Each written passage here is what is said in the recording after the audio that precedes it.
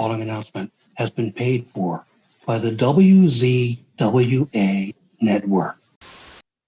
What's up, all you stars and studs? I am Maria Kanellis-Bennett, the first lady of professional wrestling, and you are watching the Insider's Edge podcast. Peace, friends. Hi, everybody. This is former WWE Superstar Al Snow. I'm Maria Kanellis-Bennett. TW Anderson. Sean Oliver. My name is Eugene. And you are watching the Insider's Edge podcast. Now get on the woo train.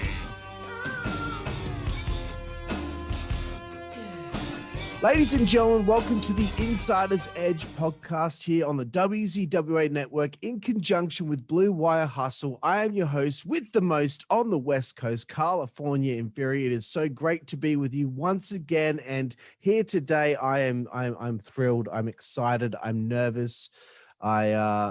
This is a big one. This is a big one right here for us here on the WZWA Network. And I have the opportunity right here, right now, to interview the intelligent, the powerful, the funny, the naturally cool. There is a difference. The multi-talented, the absolutely drop-dead gorgeous Wwe Creative. What's up, mate? Hi. You know what? I feel like that should be the end. I mean, I can't top that. So maybe that's the end. It has to be the beginning. I have to build it up, put you on a pedestal, because that's how everyone on this show deserves to be treated. I am not a negative wrestling fan. I am somebody that really, truly believes that everyone should be put up on a pedestal because of what they put into the wrestling business. And you certainly have put a lot into the wrestling business, Maria. And it always starts somewhere. It starts from when you became a fan. How did you become a fan of professional wrestling? So I used to be a fan when I was a little kid. I would watch it with my brother, and I actually broke my brother's nose because I was trying wrestling moves on him. So it started very young. Then I got out of it for a while, and then I went back into watching wrestling and being a fan with a boyfriend I dated in high school. The boyfriend is long gone, but the wrestling, it stayed. Right. It's interesting. The sister usually isn't the one that tries the wrestling moves on the brother. It's usually the other way around. That's what happened with me. My sister was older than me, but I'm like, hey, just lay down. I'm gonna put on this thing called the figure 4 leg lock on you. Okay. And then she wasn't too impressed with that, but so you were a fan early on, watching with your brother. There's a bit of a gap in time. Obviously, you see there's an opportunity to do this, this Divas search and all that. Obviously, it works out quite well. They bring you in eventually. Tell me a little bit about the early days in WWE and how mind-blowing it must have been for someone to all of a sudden be thrusted into this crazy bubble that is professional wrestling. It's wild because I only knew professional wrestling as WWE. I didn't know that there was this whole other world of independent wrestling. So I came in on the grandest stage of them all at the time. And that's where I remained for 5.5 years. So to be thrust into the spotlight right out the gate, to have my very first matches live in front of millions of people, it was insane, but you can't think about it. That's why I think you when you start young, it's almost better because you don't have all these adult like thoughts of fear and like, oh, I can't do that or whatever. You just believe you're invincible. So you're like, yes, I can do this. Why not? So there was that side, but then there was also the fan side of like, when I met Undertaker for the first time and I was like, oh, I watched you on TV and now I'm shaking your hand and everybody's like, oh, don't look him in the eye. And I was like, I don't look him in the eye when I shake his hand. Then you see The Rock and he's in catering and I'm like, oh my God, I can't go in there. And so I walk into catering, see The Rock, walk right back out, go into the bathroom and scream like a little girl at the top of my lungs, so there was like two sides of it. Like, yes, I can do this. I am awesome. But then there's the other side of like, oh my gosh, I am a fan and these people are my idols. Like, so there was definitely two sides of it. I tell you what, if I saw The Rock in person right now, I would scream like a little girl. It's totally normal. You can't help it. It's The Rock. Yeah. Come on. I mean, come on. That's what you're supposed to do. That's the proper response to meeting The Rock is to scream. Right, of course. Look, they bring you in. I know I'm skipping the Divas search and all that stuff, but you've kind of talked a bit about that on other shows. So I kind of wanted to talk about different things on our show. And one thing was they brought you in to interview and be the ditzy girl. Did they ask you to practice in front of them? Okay, just pretend to be really dumb or something like that. Is that how you, were introduced to doing this character as an interviewer? No, actually, it was my own fault. They wanted me to cut a promo. I'd never cut a promo before, so I didn't know what I was supposed to be doing. And so here I am, gonna cut this promo, and all I could think of is I'm a little teapot. So I sang I'm a little my very first promo in front of Paul Hayes.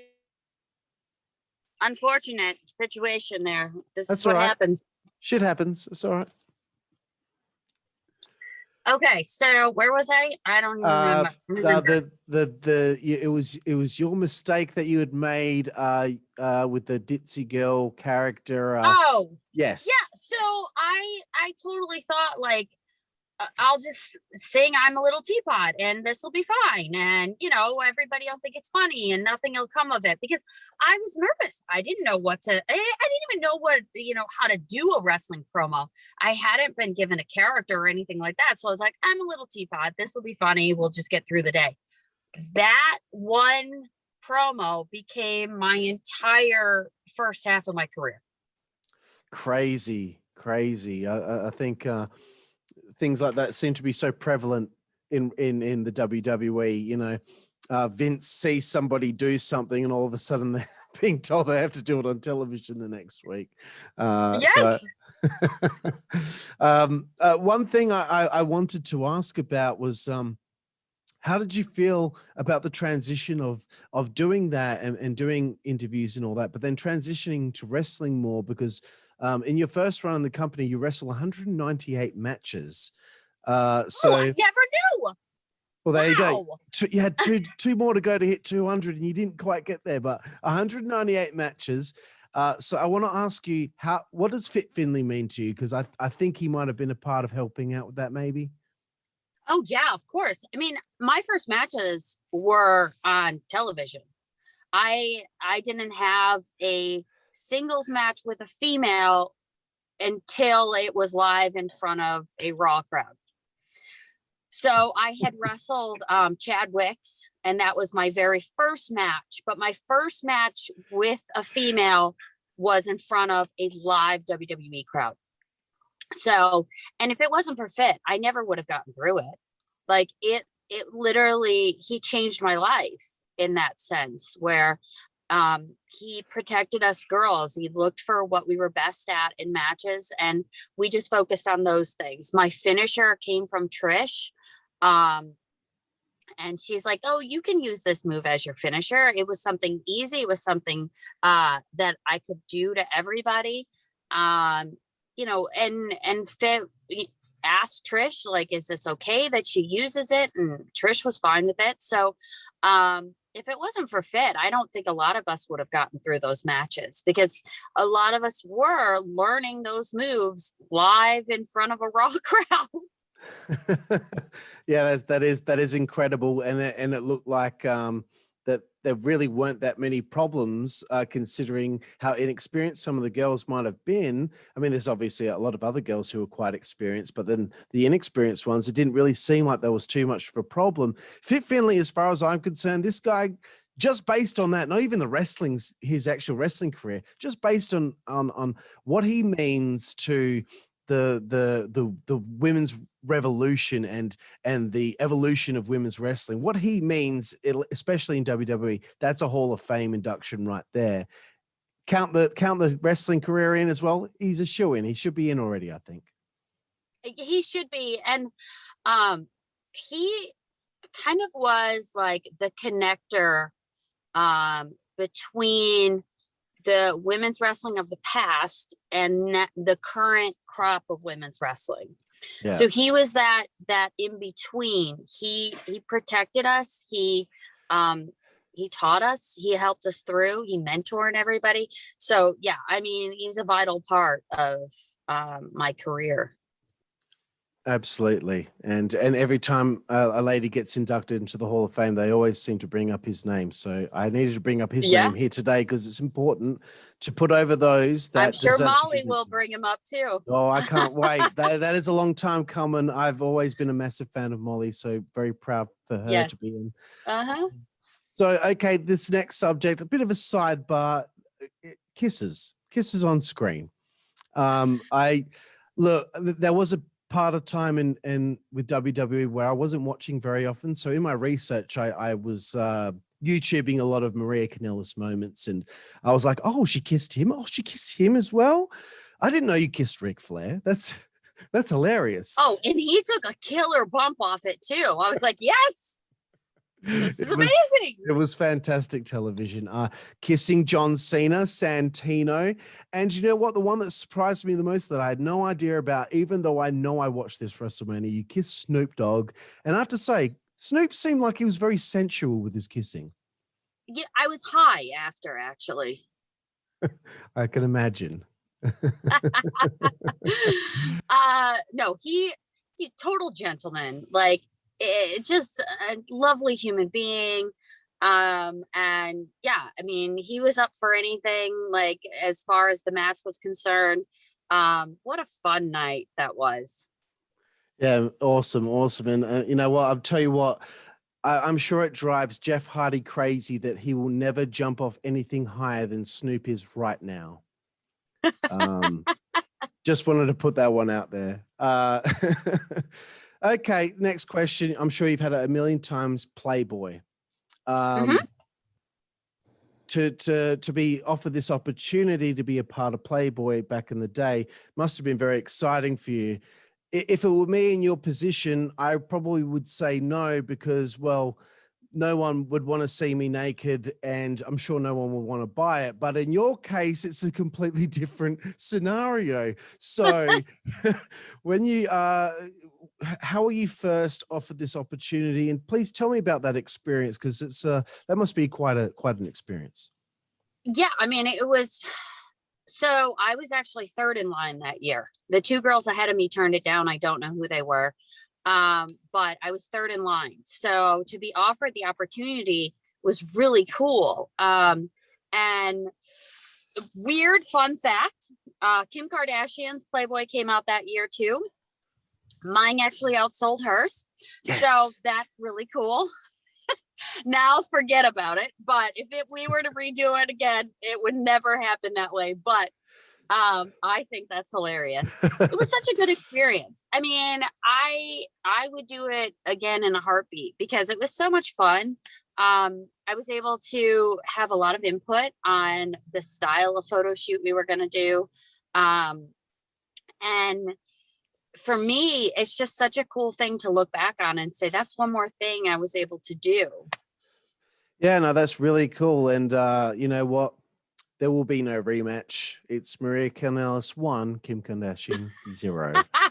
And I want to say this about the cover of the Playboy. The only problem I have with it is that it says interview with Nickelback's Chad Kroeger. I just wanted to say that as well. Here's a thrilling moment for you. WrestleMania 24, the Playboy Bunny Mania Lumberjill match. Look, okay, that is a ridiculous name for a match, but you got to wrestle on a WrestleMania. For someone who saw wrestling as a kid, this must be thrilling for you. Please tell me about that experience. It was great. My partner changed twice. It was supposed to be, I think originally it was supposed to be Ashley. Ashley got hurt. Then Candace got hurt, and then it went back to Ashley. Right. So to be able to say that, like, I partnered with Ashley at a WrestleMania. That's my favorite part about it. And I just remember her excitement before going out there. And the crowd just loved her so much. So it's bittersweet in that sense. But also the lights went out in our match. I thought we were so bad that Undertaker was coming out to the ring. Like, I really believe, like, while I'm in there, and I'll never forget this, because I was on the ropes. I was gonna do this hurricanrana from the ropes on to Beth. And so I'm up on the ropes, the lights go out. Beth goes, just keep going. And I was like, okay, is Undertaker coming out? But what happened is they had broke a breaker and lost power. And so they had to re-up the system, and that's when all the emergency lights came back on, and then we were back in the light. But Undertaker tried to make a run in my match. Fantastic. I know in ECW, when something went wrong in a match, they would actually play New Jack's music, and New Jack would go out there and just whoop some ass. So you probably thinking maybe Undertaker was about to come out there and whoop some ass too. But oh yeah, I would have just ran away though. and look, I want to apologize for skimming through your first run so much, but I have so many questions for later I've on. talked about it so much. I think know. people are like, that's enough. Yeah, and look, for your Australian fans who will be watching this show, they might have not have seen the other interviews, but I just want to ask the question: why did you leave the first time around? So it had a lot to do with where I was at in my life. So I had just done Celebrity Apprentice. I had a really good run with Celebrity Apprentice. I made it to the final episode. I was living in Los Angeles, and I was starting to, get busy with other things there as well. I actually had written some music, and when it came time for negotiations, WWE didn't want to pay me anymore. They actually offered me the same amount that I was making for the first 5 years of my run.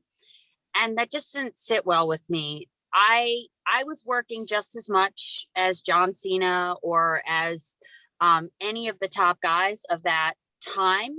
So I just felt as if I should at least get a pay raise. And they didn't want to do it. And it really just, it proved to me they weren't loyal to me as much as I was loyal to them. And so when the time came to sign my contract, I said no. I was like, you guys have seen what I wanted. They didn't even try and come up to, like halfway. They just said no. And so I was like, okay, then it looks like we met at a crossroads. And at that time too, like the women were paid so much less than the men that I was barely making ends meet in when I was living in LA. So for me, like, to be this big superstar, to be on Celebrity Apprentice, and in front of 21 million people on the season finale, and to not get a pay raise or even be paid like half what the men were being paid that for the job I was doing, it just didn't sit well with me. So I said, okay, I'm not going to sign. And then I got a call the day after my birthday, and they released me. So I actually felt relieved because I felt like I felt like I didn't need to do that rat race anymore for a company that didn't appreciate me. Yep. So for me, like, I felt really good about my decision.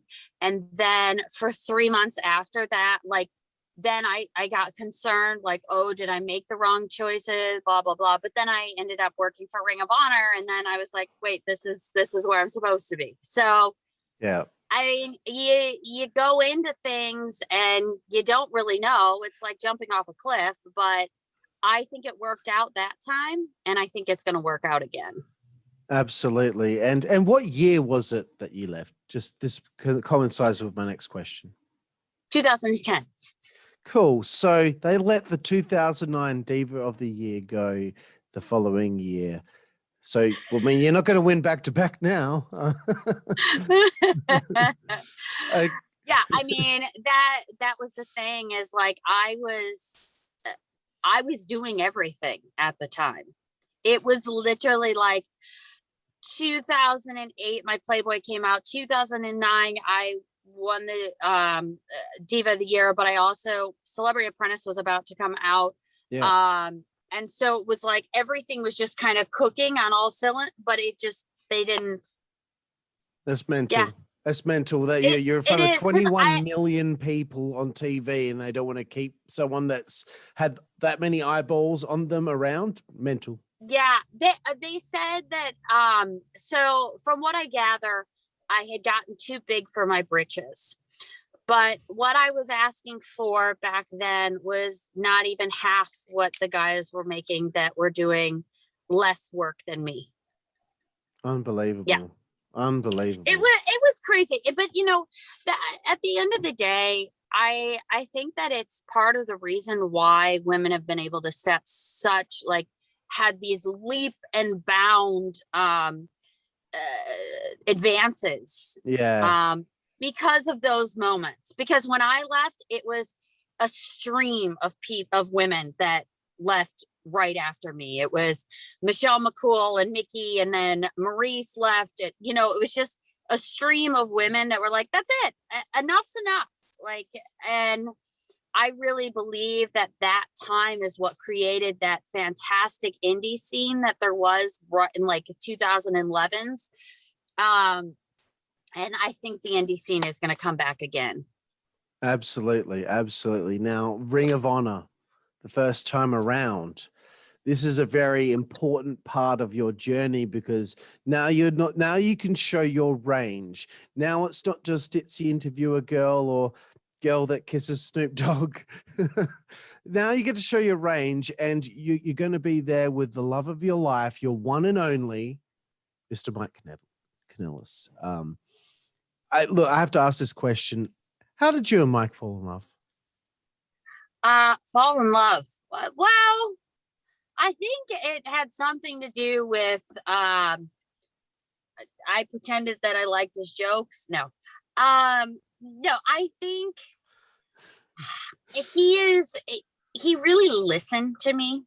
And that was probably the main thing for me is, I'm very outspoken, and I'm not bashful about my opinions, whether it be about wrestling or politics or whatever. And he just listened. He didn't try and make small talk with me when I had no interest in making small talk. Like I wasn't at the time. I was very fiery about everything, which again, I'm fiery about everything now, but, after being released and everything I went through back then, it was nice to just have somebody listen to me. So he's a good listener. He's a great listener. He's also very funny, but I don't like to tell him that because then he tells me even worse jokes.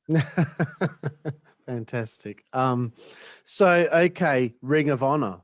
This is kind of like, in a way, the next evolution of like that smart fan, in the audience there. Did you find it difficult to be accepted by hardcore fans of Ring of Honor based on what smart fans can be like? And they can be like, oh, what's this WWE diva doing in our place? Or am I just like making shit up and being kind of like Dave Meltzer right now? No, I mean, so what we had going for us at the time was Mike was so hated by the Ring of Honor fans that I came in as a heel. That it helped. The crowd, I will never forget the crowd. The crowd was just hating on him. He was out in the ring and they were just booing him like crazy. We hate that. My music hits. They start cheering. And then all of a sudden it turns like, ew, you're with this guy. They were so mad. It's great. So it was great. But then Ring of Honor let me talk, and from my real voice and from a real place. And so then it made it easier because now I could guide the story, and I could, I would know where the storyline was going. So now I could educate the fans and how how they were supposed to feel about me and Mike. So, and then the Kingdom, which I didn't have that opportunity in WWE. I was, always pushed down and told what to say. So, except in OVW, which Heyman just kind of let me go when I was in OVW. Of course, he always seems to find everyone's strengths and wants to accentuate them.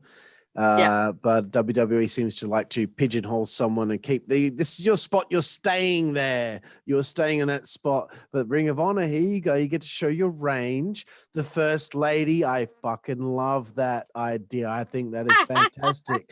Look, Miss Elizabeth is, rest in peace. She's not around.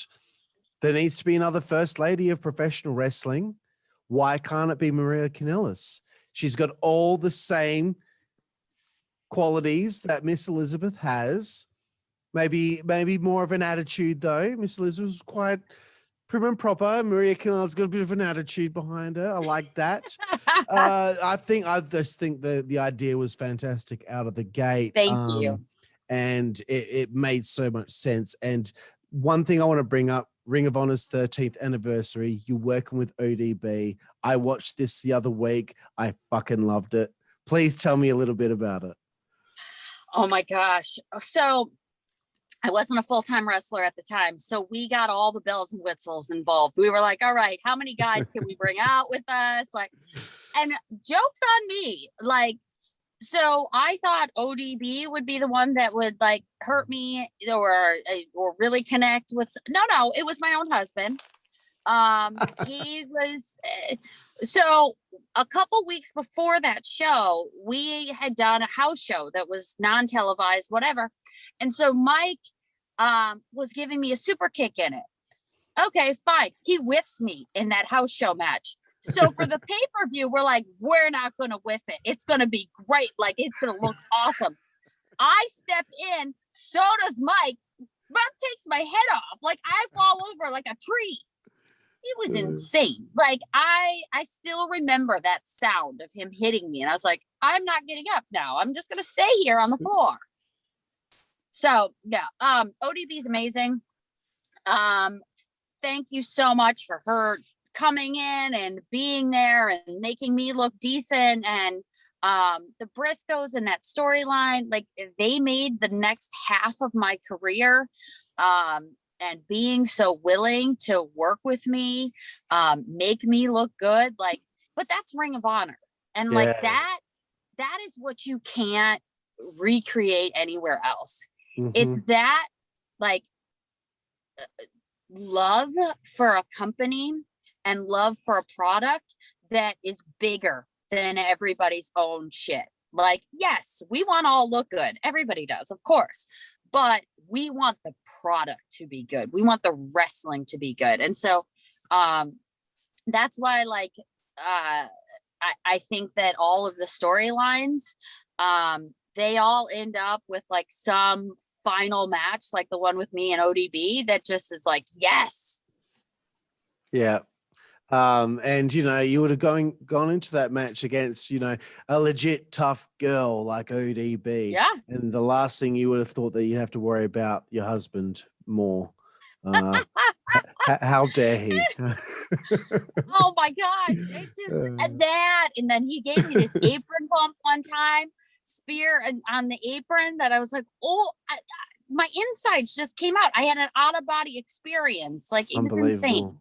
Unbelievable. If Mike hears this, I'm Team Maria. Okay, I am Team Maria. How dare you, Mike? ROH seemed like a very special time for you both.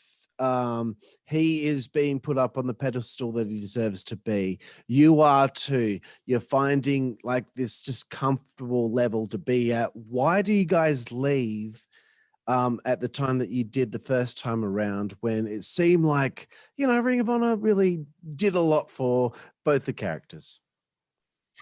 So we were looking at moving forward with adult things like buying a house and, grown up stuff. And so we were looking at the financial side of it. And we also were looking at that Billy Corgan and that Lagana was, they had a really good crew over at Impact. And so we're like, Right. all right, let's try something else, see if that works, which it never was like, oh, we're leaving because we're angry, or no, this was just an adult decision of like, Right. okay, we probably should do this now. And I'm glad we did.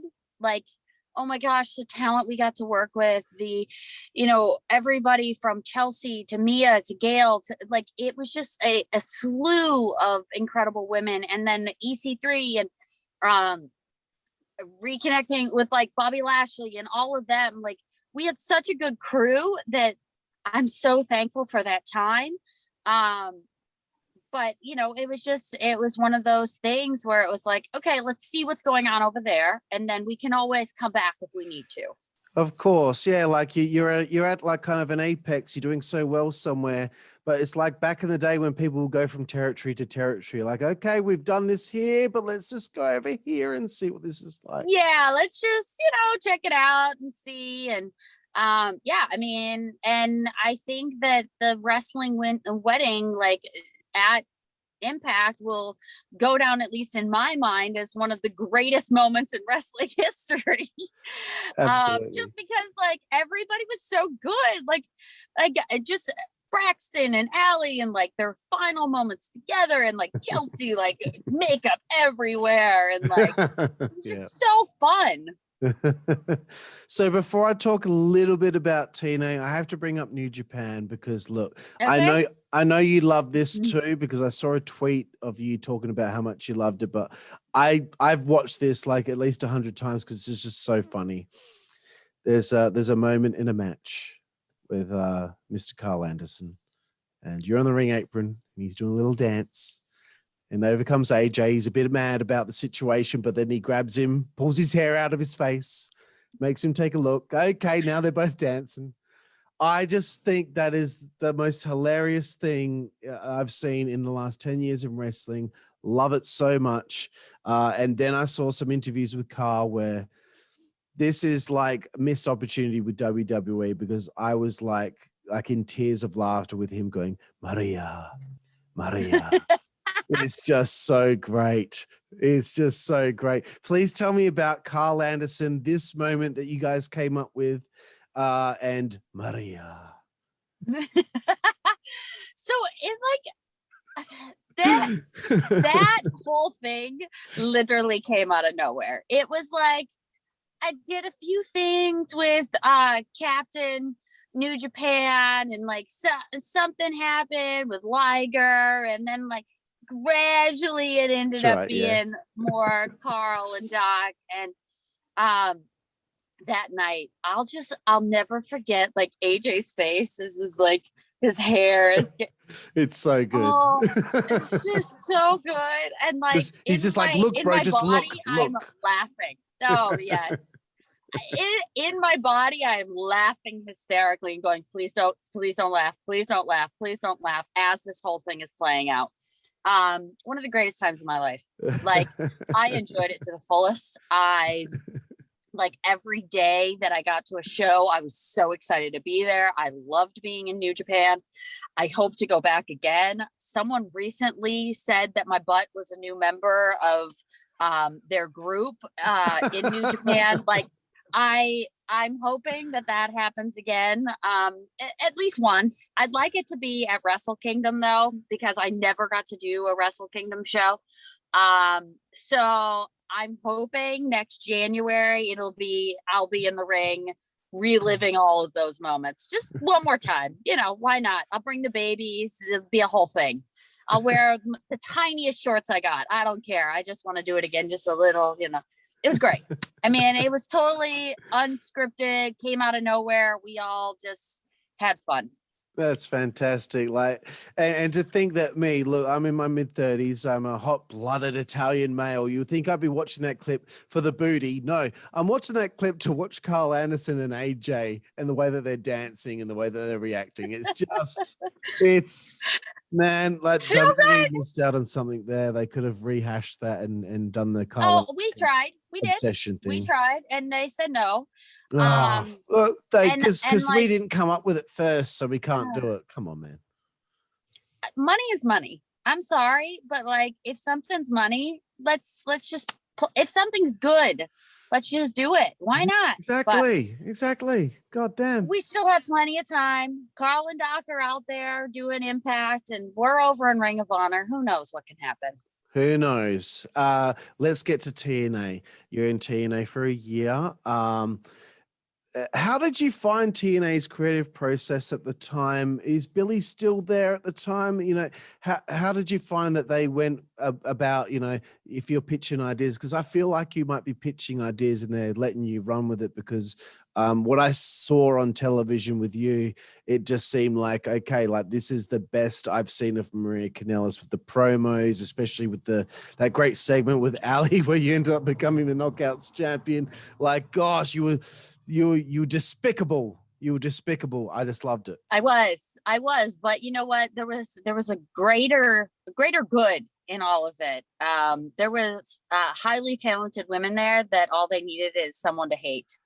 And that is literally some of the proudest moments I had. Nothing to do with my work, but just watching them just grow and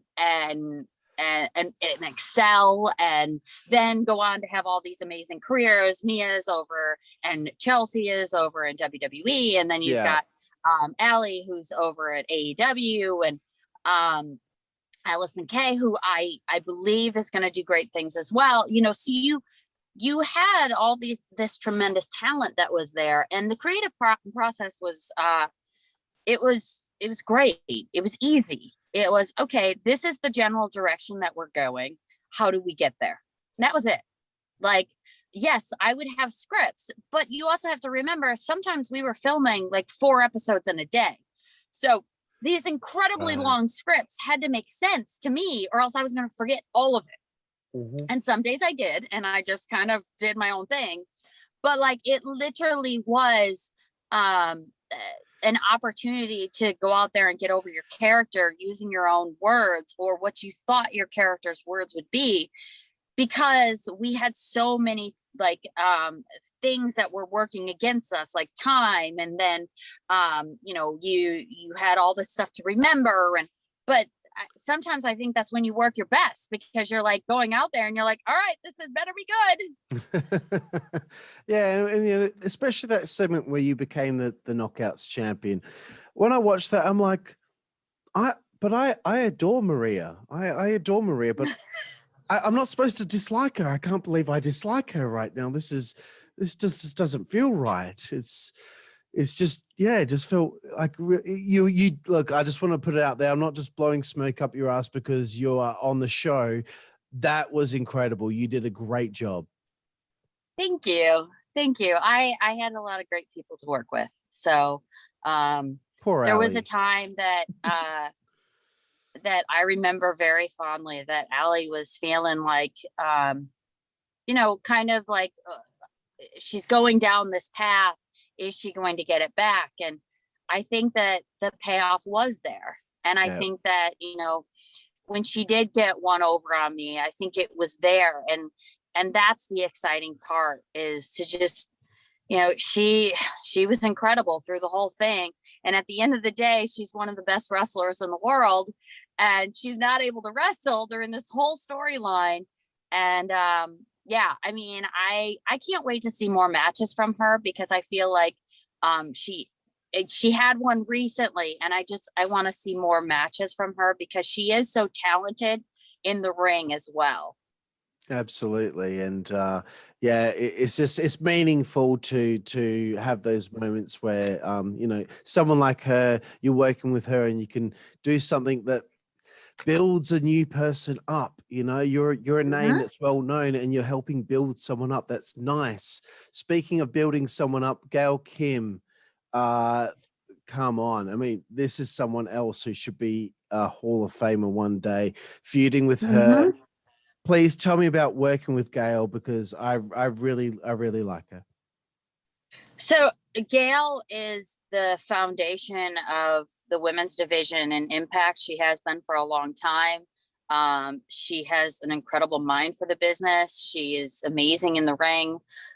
She got me through a match that I shouldn't have been able to do. But that's who she is. She is great at getting the best out of people. And throughout my storyline with her, that's the biggest takeaway. Absolutely. It was such a great end to the whole story there. And, you know, the comeuppance came about and the evil Maria was done for finally, thanks to Gail Kim. One thing I wanted to say was, you know, Mike was actually given a chance to show what he could do in TNA and Ring of Honor. So I was so hyped to hear that you will both be coming to WWE. I'm like, here we go. Like, this is where these two are destined to be. And okay, I know I skimmed kind of through the end of TNA there, but that's okay. This is the important part right here, Maria. You guys are coming back. What was promised from the get-go? From WWE? Yeah. Yeah. So let me take a step back from this. I was supposed to go back to WWE years before. When Total Divas first came out, I was signed on to do another reality show that was for women's wrestlers that covered the independent scene. WWE came in and like eliminated that show, made sure that show never came on air. Total Divas was the one that they moved forward with. Well, that's nice. So when Total Divas came out, I was invited back. We were in contract negotiations. I don't know what happened, but my contract went away. Okay. So I was like, okay, that's weird. Someone has it out for me. Whatever. Move past that. Great time in New Japan, in Ring of Honor, in Impact. So I had gotten over that. When I was brought back, they told me I was going to be a part of Total Divas. They told us that we were going to either be on WrestleMania or the night after WrestleMania. So Monday Night Raw. We were told that we were going to get merchandise right out the gate, you know, the whole 9 yards.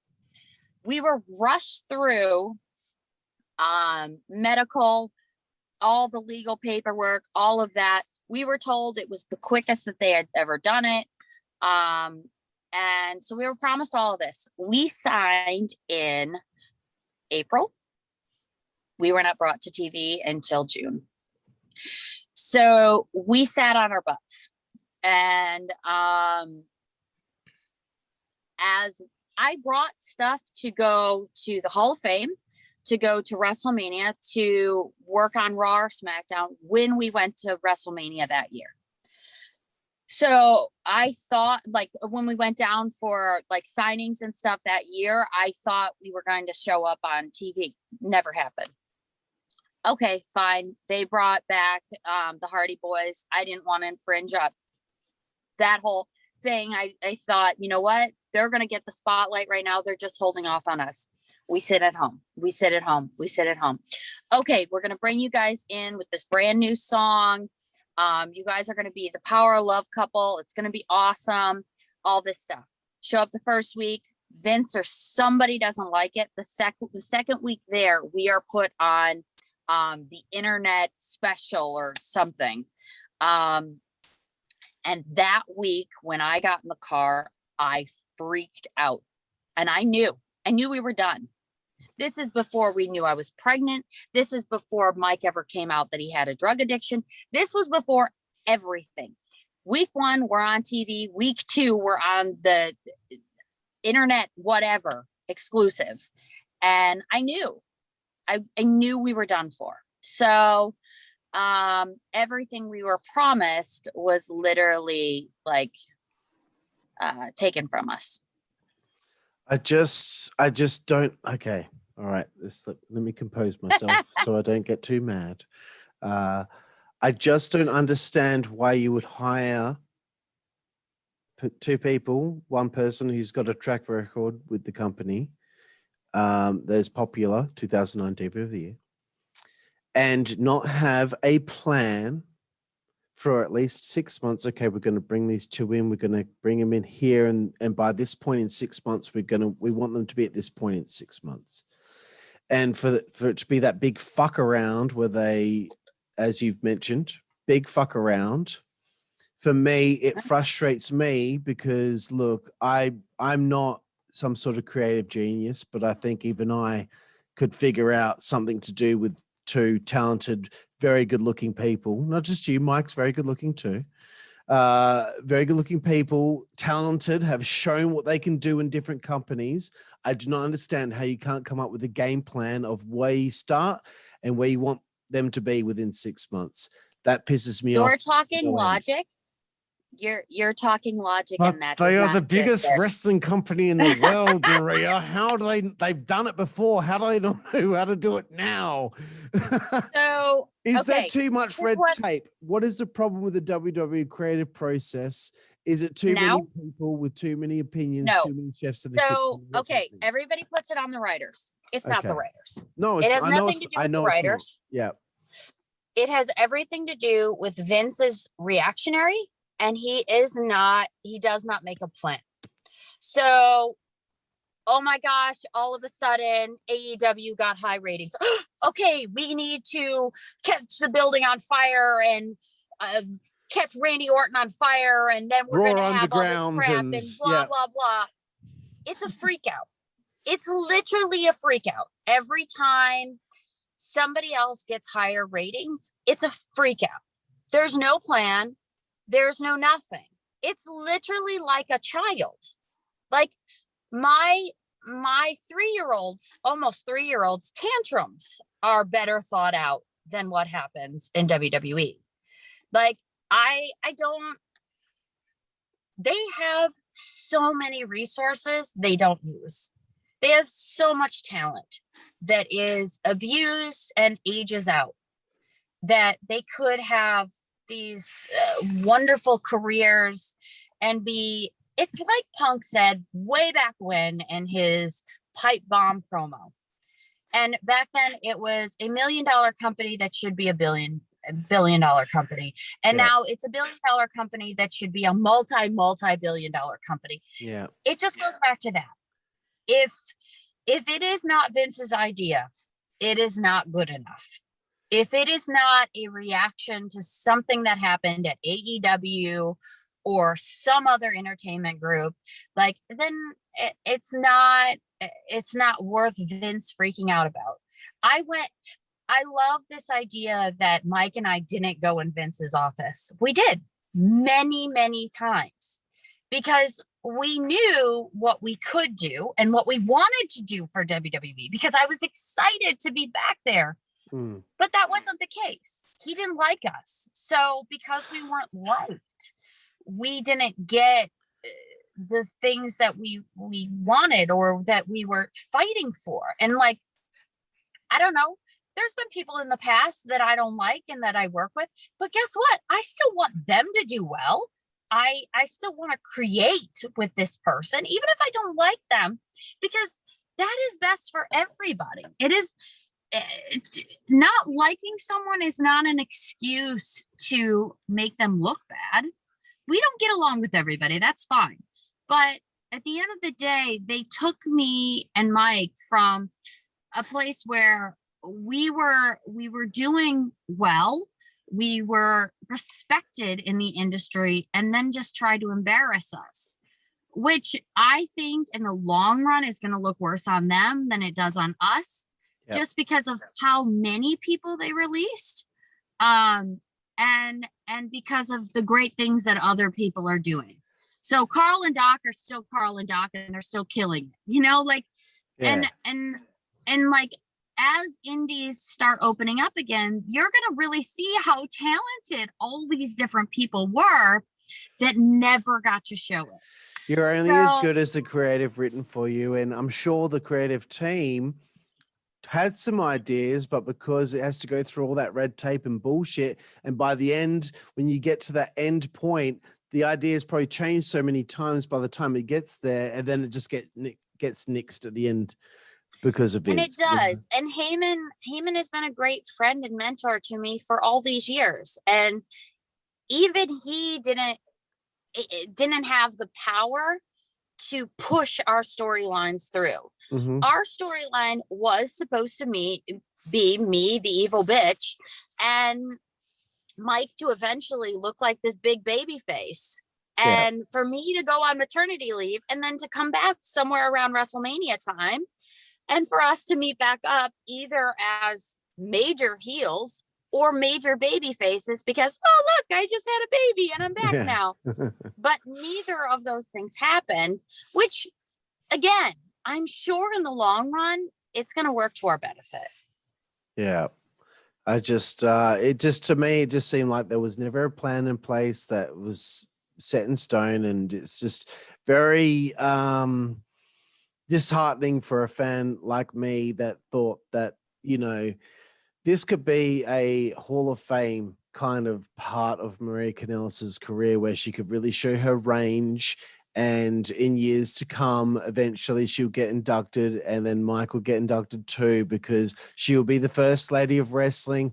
She'll get put in this spot. She get fucking booked the right way. I'm sorry, I'm swearing too much. I'm Australian. That's okay. But like if it were me, like I already know that by now, with how I know what your range is like from watching you in TNA and Ring of Honor, man, like they need a strong female that could be a hell of a heel on the microphone. I sat in Vince's office. I talked him through this entire idea, but my idea was I wanted to come in and stand in the top of the stage and to have whoever just won at WrestleMania, the girls, to be yelling at them and telling them nobody wants to see women's wrestling. Oh, and man, I just wanted to feel amazing. all of that heat, all of it back on me. And that's what I wanted. And Vince said, no, it's too close to the Divas or to the women's evolution and blah, blah. And I was like, no, that's why you do it now. Yes. That's why you do it. Yes. You do it now, because if I said nobody wants to see women's wrestling, what's going to be the comeback from every wrestling fan out there? No, I want to see women's wrestling. Even if I don't want to see, I now want to see it because you told me I don't want to see it. And that was the character I wanted to play. I wanted to run things out with Mike, have him become this big baby face, recovering addict, great story, inspirational, me to go off and say, nobody wants to see women's wrestling. But I didn't get to do that because it was cut short. Do you mind if I call you right back? Sure. So, okay, where were we? So all of this bullshit is taking place. They never had a plan in place from the get-go. They mucked you around. I think mucked is an Australian kind of term. They fucked you around, if that's the American term.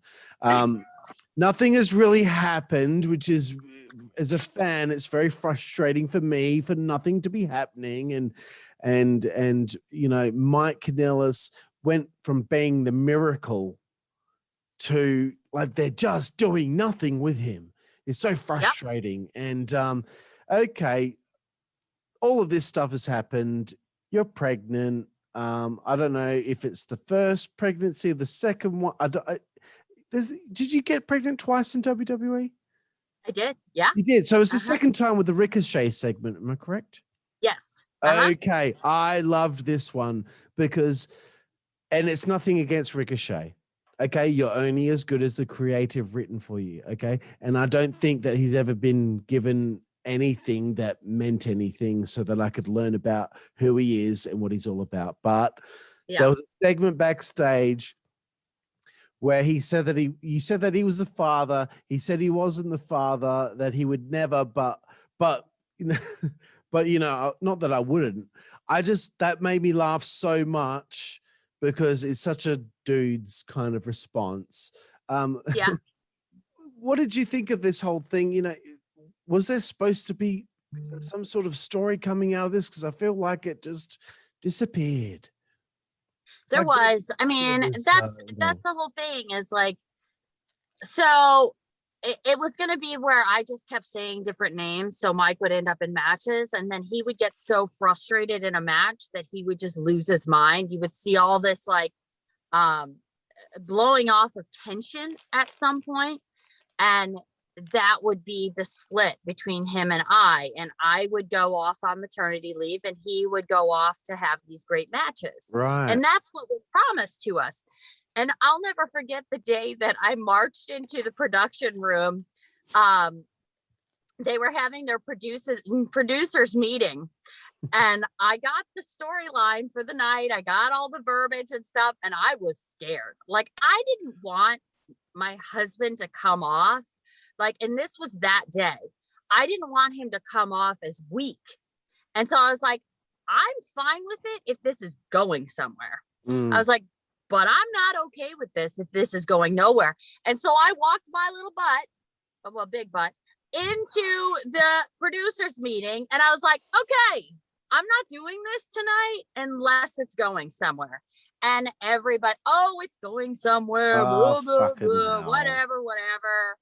Like, it was total bullshit.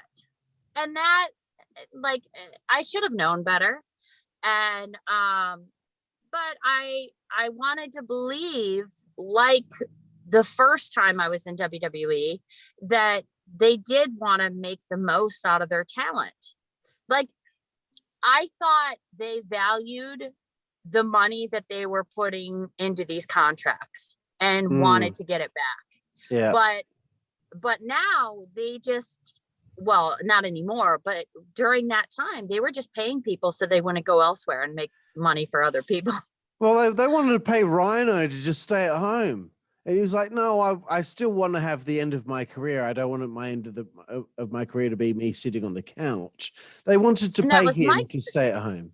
That is just, God, oh my God. I can't handle how frustrating the WWE makes, how frustrated the WWE makes me. But that was I get so mad.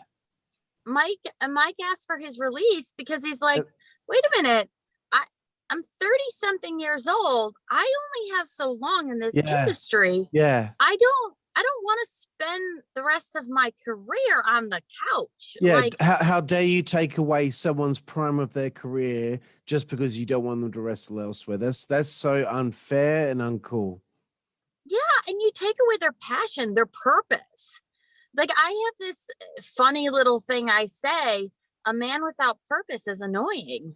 And like, but that goes both ways. Like, a woman without purpose is annoying too. Like, you just spin your wheels. Like, you can't do anything. And that's where he was at.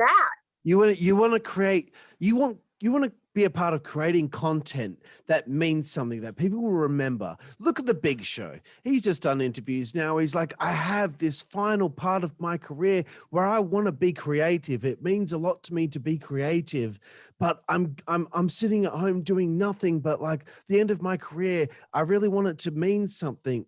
Matt Hardy was the same. I want my career to mean something right at the end there. I've only got a little bit left. But not only that, it's people who are in the prime of their career that are stuck in that company that don't like Mike was. They don't get given the creative that they need so they can feel like, hey, and that, I've created something. I think that's where Mike was in his career. He's now in the prime of his career. Yeah, don't waste it. He only has this much time to really make a name for himself that he can live off of for the rest of his life. Yeah. And what WWE did is they just squandered that. They made him change his name so that he couldn't make money. And like that, it's just evil and manipulative. It's cool. And but that's why he asked for his release. Because he didn't want to have to tell his kids, oh, well, when they ask, like, what does daddy do for a living? Oh, daddy sits on his butt and collects a paycheck. Like, no. Daddy goes and bumps his ass off in front of crowds, hopefully, when crowds come back. So he can put food on the table and he can build this great life for you. He works hard for his money. And for me, I was willing to let those next few years play out in WWE because that's where I was at in my career, but I've had a lot more opportunity than Mike did. Yeah. I had my moment in the sun where I worked with Ric Flair and with Stone Cold and with The Rock, and I've taken moves from Kurt Angle and from Umaga, and I had Playboy, and I did Celebrity Apprentice, and I had that great run over in New Japan that nobody else had done before, and I went to Ring of Honor and nobody said I could do it, and I had those moments in Impact. I accomplished a lot of what I wanted to accomplish, whereas Mike didn't. And so like we're at two different points in our careers.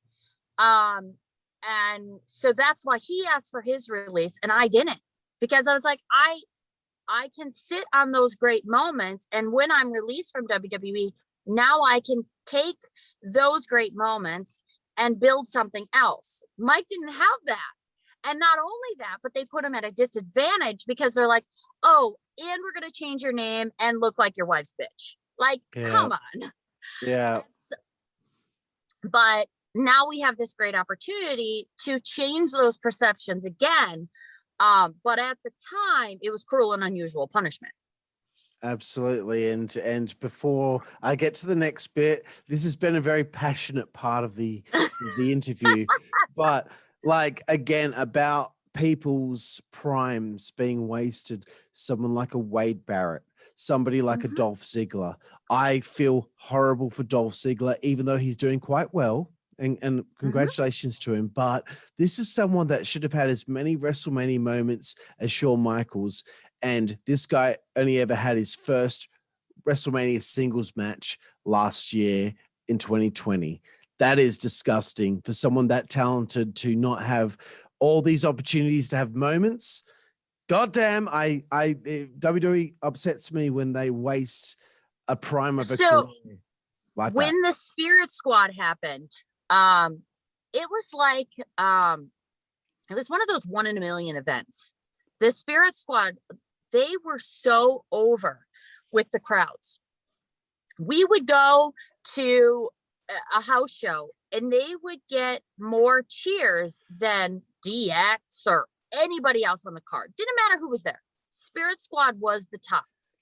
And during that time, three guys were the ones that were taking the majority of the bumps. And it was Mondo, and it was Jeter, and it was Dolph. Yeah. And those three guys are the ones that were the workhorses of the group. But like, they crushed them. They crushed the Spirit Squad just because they were getting more cheers than DX was or whatever bullshit. And it's things like that that makes you think like maybe Vince isn't that savvy. Maybe he's not, this creative genius. How can you take something so great that Paul Heyman created, put it on a national level, get as over, if not more, and still crush them? Yeah. Well, I mean, look, the proof is in the pudding. He didn't think that Stone Cold was going to be anything. He didn't think John Cena was going to be anything, and look at him now. Okay, so let's move on from this bit. You know what? I could talk for another 7 hours about all that stuff, but you need to go to bed at some point. It's 1 a.m. in the morning my time, but I'm still going strong. 24/7 champion segments. This is what I wanted to talk about because look, I watched a segment that you're in the hospital and Mike pinned you on the bed. Okay, that wasn't too bad, but after that, and look, I love R-Truth, and I know he didn't come up with it. It's not his fault, but for him to be, he's dressed as a pregnant lady, and he throws a doll into the air, and Mike's trying to catch it, and then he gets rolled up for the pin, and I'm like, this is just as bad as the time that Carlito tried to chase Hornswoggle through a painted hole in the wall. People like to rip on Vince Russo for bad stuff, but for me, this is bad TV, and it doesn't make Mike look very good at all. They have no intention of making Mike look good. Although I say that, did you enjoy recording the segments? I don't know. I just think that it just Truth is a true professional. He's hilarious. He's great every time he does anything. He's great. but like if we knew like it was just getting silly and like it was so nitpicked. Like the first time we ran through it, it was great. It was done. Like put it in the can, show it later. Like it was done.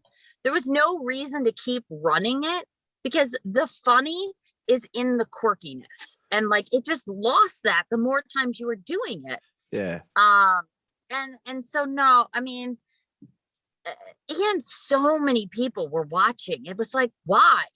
Like, why do we need this many producers and a agent and a this and a and it's like enough already. Yeah. Like, I've been doing this for my entire life. Like, everybody go away. Let's just film the thing and let's go. Like, it was just so it was so strange at certain points. I'm sure if they just put one storyline. producer there and just have the talent come up with ideas themselves, it probably would have ended up being funnier because whatever it was, whoever it was that came up with the final ideas, it just wasn't funny. It was just, I mean, it was supposed to be ridiculous, but then they tried to make it more serious, and then that's when it went off the rails. It's like, no, this is ridiculous. Let's let it be ridiculous.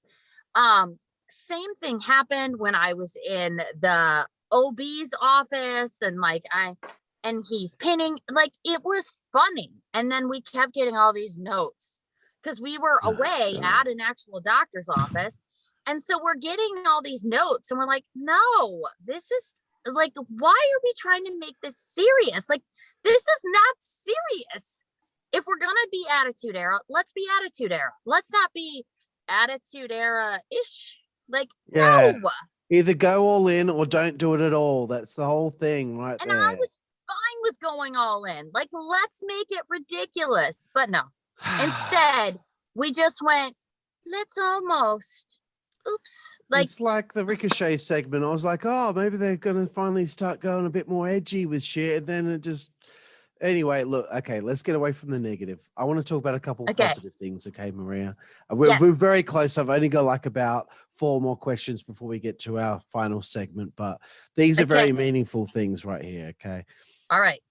So the 2019 Women's Rumble, you get to be in it.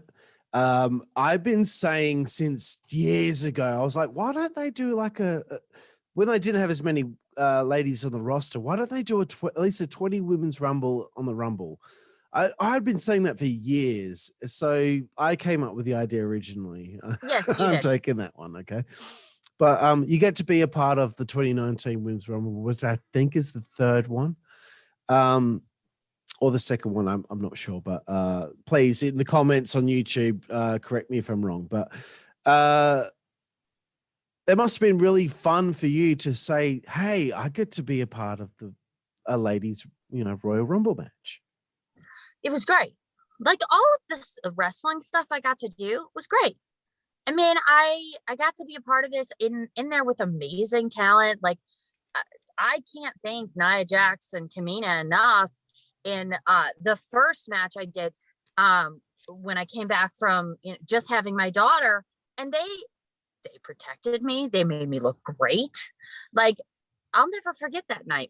They panned over to my daughter watching me. Like, it's fantastic. A little known fact, she had just puked on Mike right before they filmed her. Yeah, that's what babies do. So, yeah, hilarious. But like, so these moments that I got to have in the matches were awesome. Yeah. And like, I was always ready to go, like in matches. If they wanted to throw me out there and do some silly stuff, like, why not? Sure. That's great.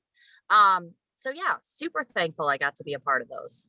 That's great. And your daughter treated Mike the way that the WWE did. As far as I'm This is true. Okay. Not as cute. Not as cute. October 28, 2018. Fantastic event. Evolution. You're in the Battle Royal. This is really like such a meaningful show. Please, I mean, I know I've seen footage of how the ladies were reacting to being a part of this amazing event. Please tell me how you felt on that day. I felt disrespected in a lot of ways Right. because they put so much of it on the divas. Like we had done something to sabotage women's wrestling. So Yeah, I get you. Yeah. it was weird because it's like the divas never wanted to be treated that way. No. We always wanted to be treated well. Yeah. And I wasn't a great wrestler, but I worked with great wrestlers. Like you had Trish and you had Lita and you had Mickey and Beth and Michelle McCool worked her tail off, and so did Candice, and to be great champions. So like, it wasn't on the divas, it was on WWE. Absolutely. But never once did I hear WWE come out and say, we didn't treat women well in the past. This is our gift to you moving forward. We've always had talented women, and now we're moving forward. No, Yep. that was never said. So it was like this weird experience. And then I also heard that day that they're never going to do one again because whoever doesn't think that it would be successful. So like, it was a weird situation. Like they were putting the onus on all of these women of the future, and like that they were the ones that created this evolution. It's such bullshit. It's such bullshit, isn't it? What about Molly Holly? What about Medusa? What about Victoria? What about Sherry? What about Victoria? What about like I'm sorry. I think they existed before this evolution happened. Like they were fighting for women's rights long before a lot of these women were born. And it's not on them either. They're all incredible. Like the women of today are super athletic, and I love them to pieces, and I've worked with them and everything. But I also think like we have to remember how this all went down. Yeah. We have to appreciate the people that really did pave the way for us, and pave the way through a much more difficult time with less social media to say, hey, this is happening to me. It was at a time where you had those fights in the dark. You had those fights, begging for spots and time when nobody cared. And that's what my group was doing. We were fighting in the shadows, and there was nobody to shed light on it. And I felt like that evolution was that. It was literally like saying, no, this group of women they're better than you. Like, it's such bullshit. That is such bullshit. It's so upsetting for me because fuck, man, you're all given like 3 minutes, and it's going to end in a roll-up pin, which it always did. You always knew that the women's matches were going to end in a roll-up pin, and it's frustrating for me because like I've watched the whole from start to finish. Okay, I've seen Alundra Blaze, and like she was my favorite. I loved that. I loved her. She's an amazing person. Bull Nakano, fantastic. But then it got to that era in the Attitude Era. You got Sable. I'll tell you what, I don't care. She wasn't very well trained, but she did a fantastic job at what she did. Jacqueline was right there. Luna Vachon was right there. She should have been inducted into the Hall of Fame, not just put into the legacy wing. That is so disrespectful to what she's done. You have people like Ivory. You have that next evolution with Molly coming in, Lita, Trish, Victoria, Jazz, who should be in a women's rumble by now. She's trying to retire, but she can't because people keep booking her, but she should have been in a women's rumble by now. But then it kept evolving. I'll tell you what, in Perth, Western Australia, I saw Victoria versus Candice Michelle. I don't know what year it was, maybe 2006 or something like that. I was like, man, 6 or 7. Yep. Candice Michelle can fucking wrestle. I didn't realize that until that day, because guess what? It was a house show and she got given more than 2 minutes. All of this has happened. All of you girls in that Divas era, everyone goes on about Beth and Natalia. They were there during that time as well. Michelle McCool and Layla, they show what they could do. But like all of you girls around that time worked your fucking asses off. And for everyone to think that it didn't mean anything at that point, but only meant something when the whole NXT and the women there and TNA with the knockouts and all that stuff with Gail and Awesome Kong. Sorry if I'm going on a rant here, Maria, but I need to get this out. Okay. Okay, that was the women's evolution there. Okay, those girls in your era weren't given the chance to show what they can do. compared to what happened later on when AJ Lee went on Twitter and said, give divas a chance with the hashtag. Okay. But every time they talk about it, they never mention that it was her that came up with it, because guess what? It happened around the same time that Punk left the WWE, and so did she. And guess what I was doing when she tweeted that? Yes! Ah! I'm freaking out. Like, I'm retweeting that shit. I'm hitting all the buttons, and like, I was so excited. And like, yeah. Because everyone had enough of seeing this fucking happen. So, like, for them to just think this era right now, and nothing against the girls right now, they're fantastic. But man, holy shit. So instead of AJ, they give it to the twins. And sure, the twins had their place, but AJ was the one that put it out there. Mm-hmm. And AJ was the one. And there's a saying that I love: the one through the wall first gets the bloodiest. Yeah. And that's the truth, is like AJ put it out there, and she's nowhere to be seen. And in WWE every documentary television that's come out about it since Maria, they did that thing with all the words were popping out of give divas a chance, hashtag, but they never once mentioned that AJ Lee was the one that called them out on it, and that's why that hashtag went viral. Mm-hmm. Yep. Yeah. And but I like to believe that your legacy speaks more for you than what other people are going to try and manipulate. Like they will. I mean, recently there was a book out that painted the Divas locker room as like this catty bunch of girls and blah, what blah, a bunch blah. of shit. No, of course, everybody argues from time to time. We all fought for each other. And that, at the end of the day, is the most important thing. It was comparing the men's locker room to the women's locker room and saying the men's locker room was so much better than the women's locker room. I don't believe that for a second. These women that I fought for, that I worked with, I have a lifelong connection with. I have a lifelong feeling of admiration for the women I worked with, because we were all in that fight together of getting 1 more minute or 30 more seconds. So that book that came out that wants to paint the Divas locker room as some kind of catty high school, whatever, it's total bullshit. Yeah. At the end of the day, we fought for each other, and I will always fight for the women that worked with me during that time and the women moving forward. Fuck yeah, Maria. I dig it. And that book can get a big from me. Okay, look, we're very close to the end. This has gone on way longer than I thought it would, but I'm sorry. I like to I've been talking probably more than you. I'm not good at it. I think I've talked more than you, because some of this stuff just really sticks in my craw. So you're out of WWE finally.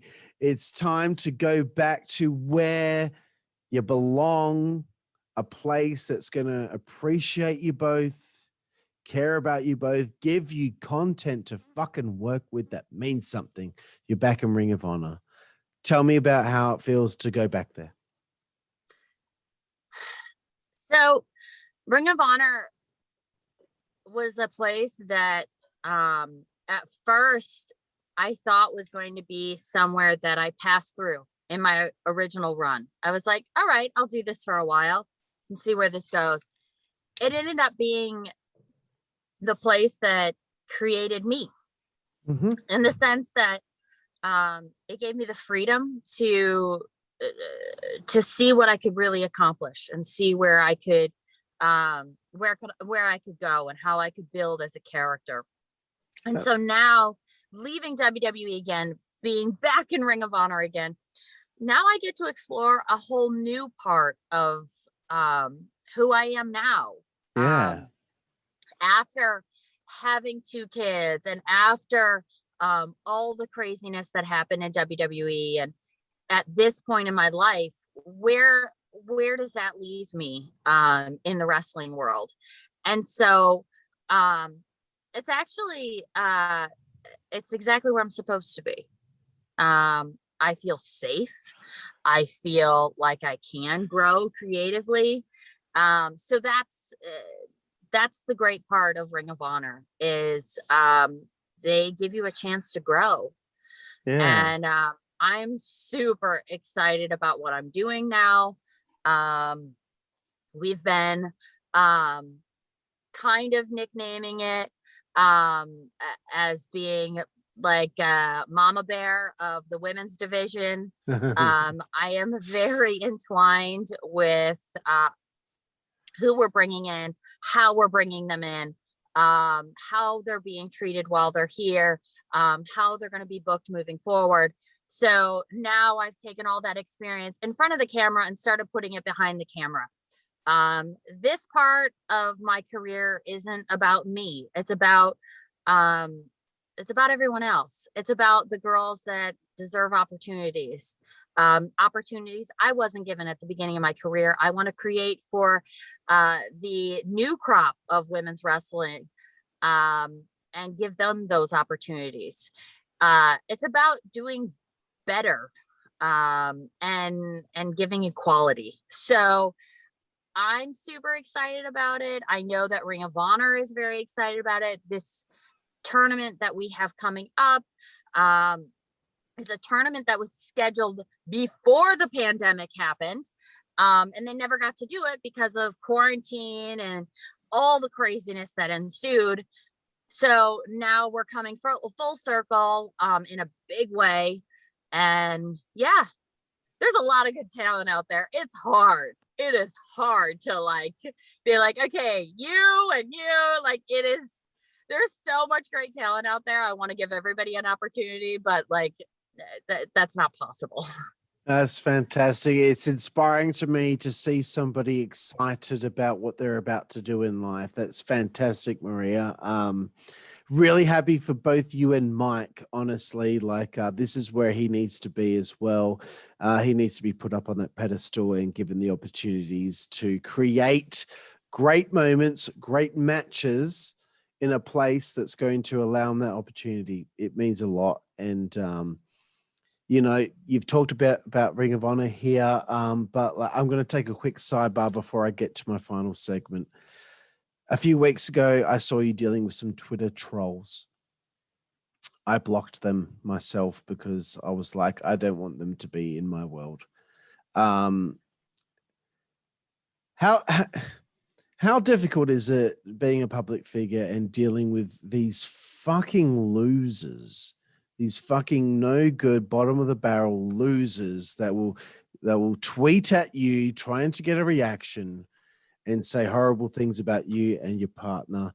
I want to hear the biggest fuck you from Maria Kanellis to these people. Well, you're not going to hear that. What you're going to hear is me saying I feel sorry for them. I feel badly that they're in such a horrible state of mind, such a bad place in their life that they think that their comments would actually have an effect on me. They do not. I do not care. A lot of times when I read them, I laugh, unless they're violent, and then I report you to the authorities. Good. But I feel sorry for these people. My husband has a joke that I love and I wish we could put into play. There should be a punch button on Twitter, on Instagram. Like you can only use it like once a month. But once you hit that button, like instantly that person gets punched in the face. And so their comments actually have like some kind of consequence. Like, I hate your guts. You're so blah, blah, blah. Oh, really? Punch button. Wham! Like just goodbye. Just to Vander Holyfield all oiled up and ready. He's just right there. He's like, ready. Here you go, motherfucker. Boom. Yeah, I love it. That's it.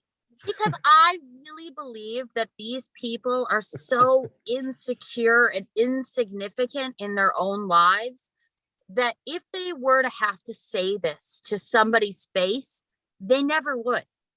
Absolutely. And so these people have literally no influence on my life whatsoever. Good. I have I have turned off commenting on my children's Instagrams. I do not read people's comments on Twitter unless I am doing like some kind of Q&A or something like that. I don't read your comments. So good job for you spending all that time. I don't read it. So like, unless I have to promote something or I'm doing like a Q&A or something for Ring of Honor, I don't read that stuff. I also don't read comments on Instagram unless you have a blue check mark next to your name. So if you don't, I don't read your comments because the check Good mark call. people are usually like people I follow or Yeah, no, good call. so I think that these people are sad. So I'm sorry, sad individuals. Maybe find a better hobby than coming at me because I don't care about you. So like that's how I go about it. I just think they're upset because nobody ever will touch their genitals. So that's the problem. That's the problem. Like, no one will ever touch it, like except themselves, and I'm sure that's not even satisfying. I'm making myself laugh now. Okay, Maria, let's plug everything you need to plug. Plug everything. Your Twitter, your Instagram. You're not going to read the comments unless there's a blue check, but that's cool. Okay, so Instagram is Maria Kanellis. Twitter is Maria L. Kanellis. I'm on Patreon, which is Maria Kanellis. Fun photos from new photo shoots, all that kind of stuff is on there. Sometimes I post videos of those photo shoots. Then I also have t-shirts on Ring of Honor and also on 1 Hour Tees. I have a website, which is Official Maria Kanellis. I'm on Facebook, but I don't really do a whole lot on Facebook. It's Official Maria Kanellis. We have this cute like docuseries show, which is on ASY TV. That's called The Bennetts. There's also a free episode. It's on YouTube. Sometimes we have a podcast. It's called Non-Essential Wrestlers. But yeah, so there's a whole bunch of stuff. But the bigger thing is we're in Ring of Honor. We're here to stay, and we're really excited about it. I am too, Maria. I can't wait to see what's going to go down there. But at this time, Maria, you're in the lion's den now. This is some serious shit. This is boy. I don't know if I'm frenzy. It is. Okay. It's pretty easy, actually. To be honest with you, it's actually not that big a deal. For me to say lion's den is like really overselling this, but it's 10 quick fire questions. It might be more than that, but maybe 11. But it's to learn about other things in life. There's a couple about wrestling, but a lot of wrestlers can't answer the questions in 5 seconds, but I believe you can. Okay. Okay, here we go. I'm nervous. Kanellis, all right. 5-second frenzy. Who is your favorite wrestler? Mike Bennett. Aside from Mike Bennett. The Rock. Always. Excellent. I always dig anyone that smells what he's cooking. Your favorite opponent over the years? You had 198 matches in WWE, a few after that, but it's got to be a favorite opponent. Favorite opponent? Victoria. Excellent. And I just want to say I'm glad to see her finally in the Women's Rumble this year. She should have been in the first one. Anyway, enough of my agenda. Favorite match you've ever had? Favorite match, me versus Gail Kim in TNA right now. Excellent. Okay. Away from wrestling now. Favorite book? Oh, goodness. Okay. It was The Secret for the longest time. We've had that a few times, actually. Yeah, you've gotten that. Okay. Yeah. What the heck was it called? Oh, I'm trying to think of like a normal book that's not just an inspirational book. I don't know. Pass. Can I do pass? Let's just go with The Secret, eh? Game of Thrones. Oh, very good. Okay. Yeah. Does that coincide with the next question, which is what is your favorite TV show? Right now I'm watching The Outlander and also The Last Kingdom. Very nice.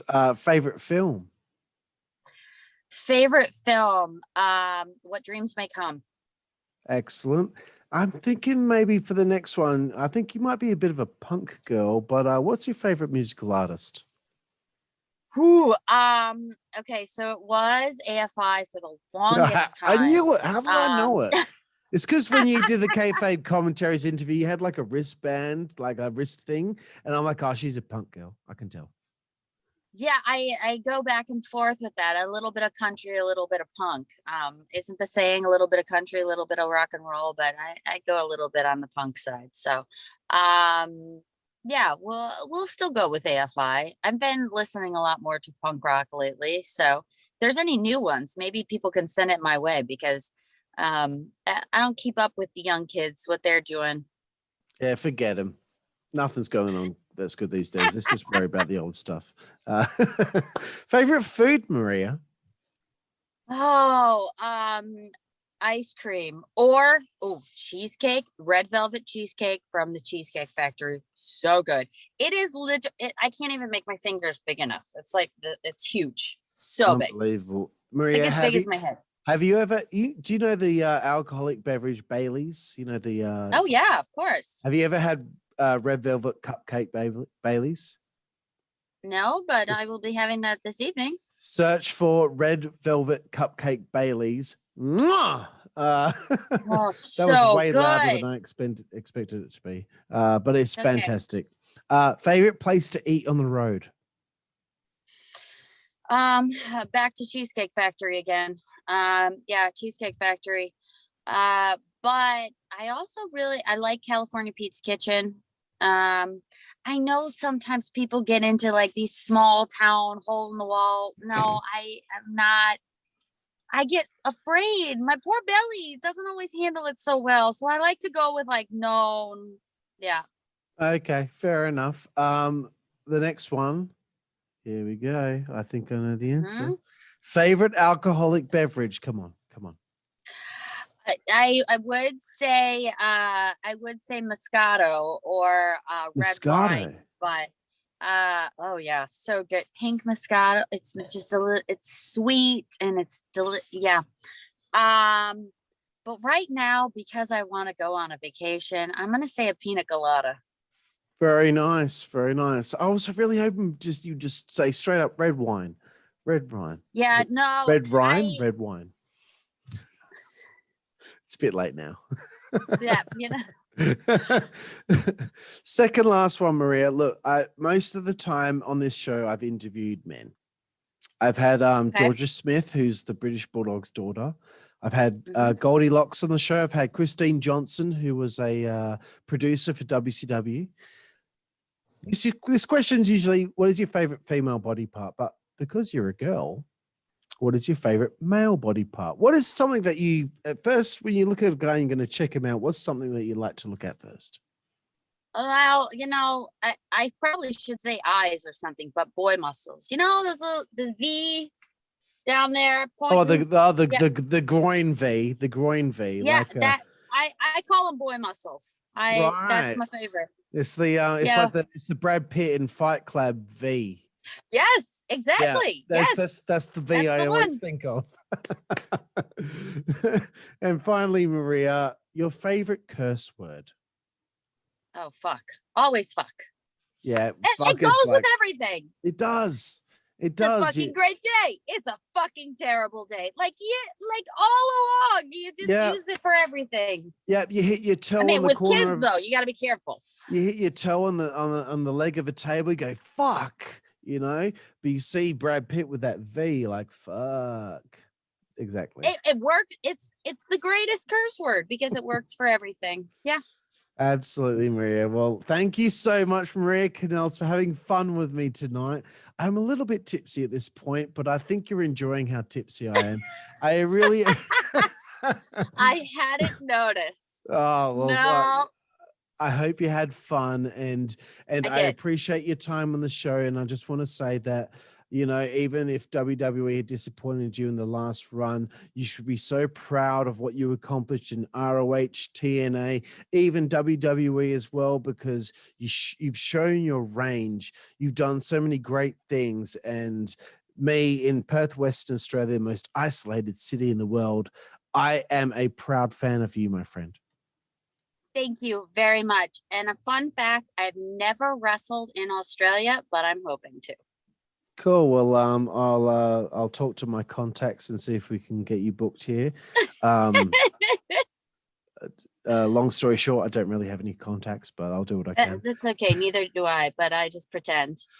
Well, thank you, Maria. I really appreciate it. And once I say the all clear, I just want to ask you one more thing once we are done with the interview. But again, I just want to thank you for your time. This has been so much fun, just us two girls hanging out. Thank you so much. Thank you to Maria Kanellis, and thank you to all here for watching the Insider's Edge podcast. I'm Karlifornia Infirri. I'm also quite drunk. It's been great to be here tonight, and we will see you next time. Thank you.